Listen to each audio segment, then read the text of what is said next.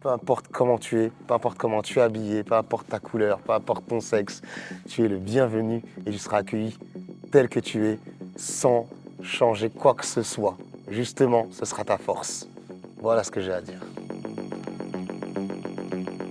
Je m'appelle Jimmy Medina, mon nom de scène c'est Milliard, 35 ans. Je danse électro depuis maintenant 2006. Depuis 2006, je fais partie de la première génération, la première vague de danseurs électro qui est apparue, à Paris et dans le monde entier du coup, parce que le berceau est parisien de la danse électro. Maintenant, je suis devenu l'organisateur de la Coupe du Monde de la danse électro, qui s'appelle LRC. Et formateur de la formation Capsule, aussi autour de la danse électro. Je me suis retrouvé dans la danse électro via les soirées. Vers 14 ans, 15 ans, je faisais un peu de breakdance, etc. Donc je kiffais ça. Très vite, après, je me suis dirigé vers les sports de combat. Et vers mes 17 ans, je commence à sortir. Et en fait, à cette époque-là, c'est toute la vague, on va dire, French Touch parisienne qui est à la mode. Et du coup, quand je me mets à sortir, c'est vraiment ça qui est autour des soirées. Et donc, du coup, je me prête au jeu.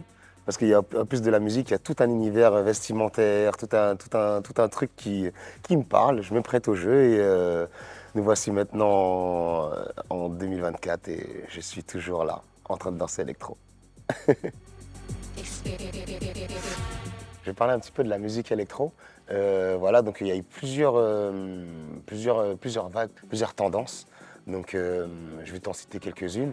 Au début, voilà, il y a eu vraiment cette touche électro, la French Touch, etc. avec tous les Joachim Garraud, les David Guetta, Bob Sinclair et j'en passe. C'est les types de sons sur lesquels on a commencé à danser. Donc c'était vraiment très clubbing. Il y avait des DJ très connus à l'époque qui s'appelaient DJ Paulette. Je peux en citer un autre, DJ RVB, des super soirées un peu partout dans Paris qui étaient électro.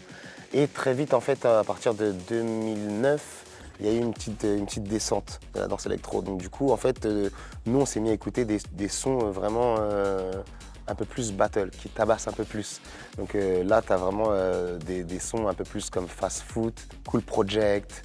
Voilà, tu as vraiment cette énergie un peu plus péchue parce que justement, notre communauté survit qu'à travers les battles à ce moment-là. On a vraiment commencé à danser sur des sons un peu plus péchus jusqu'à arriver à un style de son qui s'appelle le complextro. C'est vraiment des sons assez péchus qui dérivent un peu avec le dubstep. On a dansé très longtemps sur ce type de son et là, je suis très content parce qu'on a vraiment eu cette touche un peu une touche un peu techno qui revient et cet univers un peu clubbing qui se mélange et du coup ça crée de l'ancien avec du nouveau qui revient. Donc dédicace à, par exemple à monsieur Lazy Flow qui nous a fait un super son. Il y a son clip qui va sortir, vous pourrez voir ça. Et des super artistes qui commencent à revenir avec une petite touche un peu de 2006-2007, mais au goût du jour. Donc franchement c'est super intéressant et vive la danse électro. Vive la musique électro qui est super variée et super riche. Il y en a vraiment pour tout le monde. Ce qui m'inspire dans la danse, c'est vraiment tout ce qui m'entoure. Ça peut être quand je joue avec mon fils, sa façon de bouger à lui, même petit, sa façon de bouger, il a que 2 ans, donc même sa façon de bouger, ça peut m'inspirer. Ça peut être une gestuelle dans le métro. Toutes les danses aussi, toutes les danses traditionnelles comme classiques. Ça peut être un mouvement, toute une séquence. Qu'est-ce qui m'inspire aussi? Les mangas, les films. Les mangas m'inspirent particulièrement. C'est vrai que j'aime pas arriver avec les choses toutes faites. J'aime bien arriver, laisser l'endroit, les gens que je vais rencontrer à ce moment-là, m'inspirer quelque chose. Je sais pas, quand je suis arrivé aujourd'hui, je vous ai beaucoup posé de questions sur mes habits. J'aime bien qu'en fait, il y ait une sorte de synergie qui se crée. Même comme en soirée, ça veut dire qu'en soirée, c'est vrai que je vais pas danser... je vais pas performer, je vais jamais performer. C'est vraiment, moi, quand je viens en soirée, je vais vraiment faire la fête. Et ce petit côté-là m'inspire énormément dans ma danse. Alors, surtout que nous, notre danse électro, c'est une danse clubbing. C'est une danse clubbing, donc du coup, c'est super intéressant pour nous, justement, d'avoir des petites gestuelles qui sortent de la performance, en fait. Parce que c'est vraiment l'essence de notre danse. Donc en fait, c'est vrai que quand je danse et que je mets des petits... Et hop, je me touche le visage, et des petits trucs, des petits regards simples, ben c'est vrai que ça change énormément et j'adore avoir ce moment où je sens que justement je suis en total accord avec la musique et j'arrive à me donner des frissons. Et je ne sais pas si tu as vu aujourd'hui, ben, il y a eu la première partie où on apprenait à se placer, on apprenait le chemin Et la fin de la journée, la fin du tournage, je commence à m'entendre. Ya ouais, et je commence à chanter limite la musique. Et là, je me sentais vraiment en accord. Je pense qu'il y a une première étape où, oui, je me dis, j'ai envie d'être dans cet état-là. Et après, il y a cet état, il y a ce truc où je vais le chercher et j'essaye d'être en total accord avec la musique. Des fois, ça ne fonctionne pas. Donc, je peux être capable, en plein milieu, de dire je suis désolé, on peut changer le son, ça ne m'inspire pas. Donc, voilà. Donc, je me laisse vraiment porter. Je trouve que c'est super important. Oui, j'ai des projets. Le 14 décembre, nous organisons avec tout le staff LRC la Coupe du Monde de la danse électro. 14 décembre au Théâtre National Chaillot. Donc j'espère qu'il y aura beaucoup de monde. L'année dernière, c'était les 10 ans. C'était le feu. C'était le feu. J'espère que cette année mouvance, vous êtes avec nous. J'espère que vous serez avec nous. À la rentrée, formation capsule, la 3e édition, la 3e année. Vous pouvez vous inscrire. Tout simplement avec l'Instagram, la formation capsule, ce sera écrit ici, ou ici, ou ici, ou dans les liens.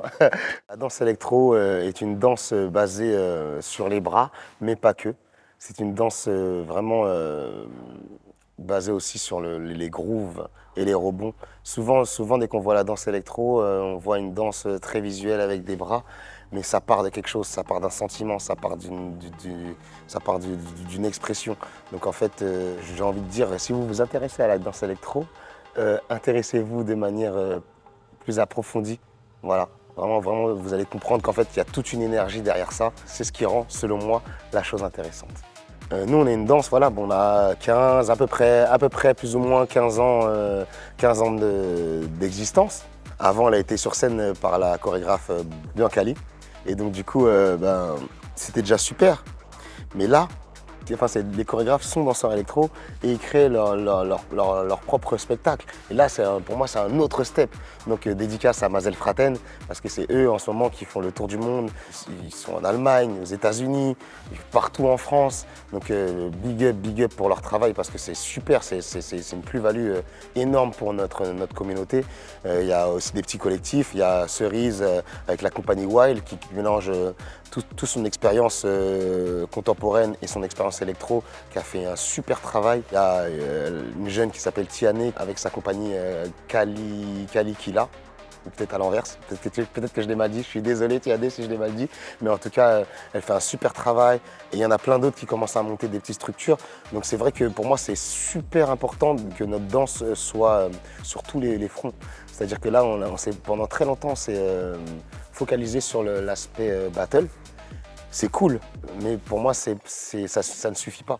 Si on veut que vraiment notre danse survive et que ça soit apprécié partout, il faut que ça soit dans les visuels, dans les spectacles, les shows sur scène et bien sûr toute la partie underground qui est très importante pour la survie de la danse. Justement, oui, ça me donne grave envie de faire de la scène. Là, maintenant, 35 ans, je pense avoir fait le tour.